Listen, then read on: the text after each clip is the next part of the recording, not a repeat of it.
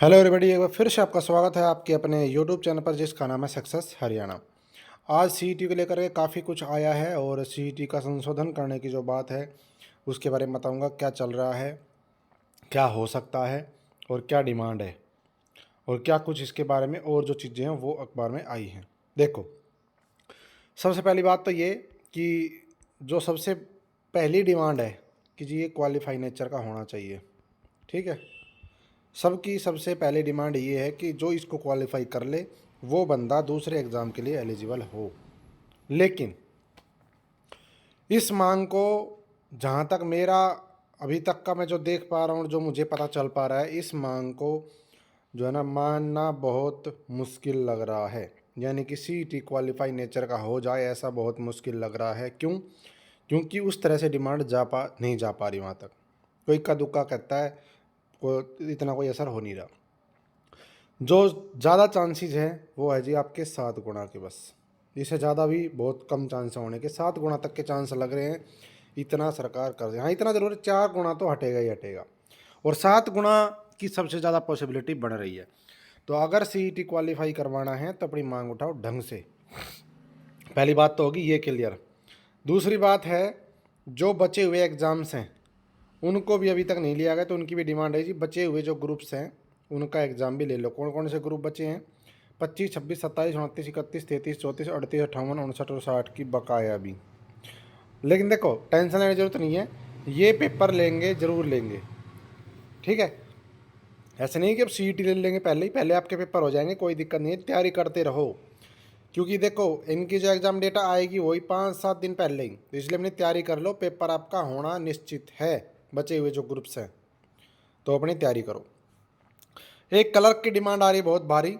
मैंने कल भी ग्रुप में बताया था अपने टेलीग्राम में। मेरे टेलीग्राम में नहीं जुड़े हो तो डिस्क्रिप्शन में लिंक है, इधर आप जुड़ सकते हो सक्सेस हरियाणा में। ये मेरा ग्रुप है सक्सेस हरियाणा का। देखो, ये मैसेज मैंने कल लास्ट यही डाला था कि अगर आपको ग्रुप, अब देखो ज्वाइनिंग तो हो ही चुकी क्लर्क होगी, अगर आपको प्रेफरेंस भरवानी है ना तो एकमात्र आदमी हरियाणा में जो आपका काम अगर हो सकता है तो करवा देगा, वो है राजेश खुल्लर जी, CPS2 CM। आप इनसे मिलो, अगर वहाँ से आपकी सहमति बनती है तो आपका काम होगा, वरना आप कहीं चले जाओ, नहीं होगा। ठीक है। और मेरा कर्मचारियों वाला, ये तो है जॉब का अपडेट, यहाँ पे मिलती है केवल जॉब की अपडेट। और जो कर्मचारियों वाला ग्रुप है उसमें जुड़ना चाहते हो तो कर्मचारियों वाले ग्रुप का हरियाणा गवर्नमेंट एम्प्लॉय, ये लिंक है, ये रहा। इसका भी लिंक मैंने दे दिया नीचे, उसमें जुड़ जाओ। 13,000 से ज़्यादा कर्मचारी जुड़ चुके, वहाँ पे सर्विस रूल वगैरह मैं बताता रहता हूँ, बहुत सारी चीज़ें वहाँ पे शेयर करता हूँ मैं। ठीक है, जुड़ जाना, जो भी आपको सहूलियत लगे, जिस ग्रुप में जुड़ना जुड़ सकते हो। तो यहाँ पे भी यही डिमांड है कि जी हमें विभाग अपने पसंद के आधार पर, मेरिट के आधार पर हमें दिया जाए। तो देखते हैं क्या होता है, डिमांड कर रहे हैं बच्चे, लेकिन जो मैंने बताया उस पे मांग पे ध्यान देना। अब बात है जी सीईटी की वैधता। अब इसमें थोड़ा सा ध्यान देना भाई, जिसका सिलेक्शन नहीं हो पाया, जिनका हो गया उनका तो जीरो हो चुका है स्कोर कार्ड, उनको अगर आगे किसी और भर्ती में पार्टिसिपेट करना है तो दोबारा देना ही देना है। लेकिन जिनका सिलेक्शन नहीं हुआ और जिनका स्कोर कम है तो वो, ये सीईटी तो है 3 साल के लिए वैध। अक्टूबर 2022 में हुआ था, नवंबर 2022 में, सॉरी, नवंबर 2022 में हुआ था ये।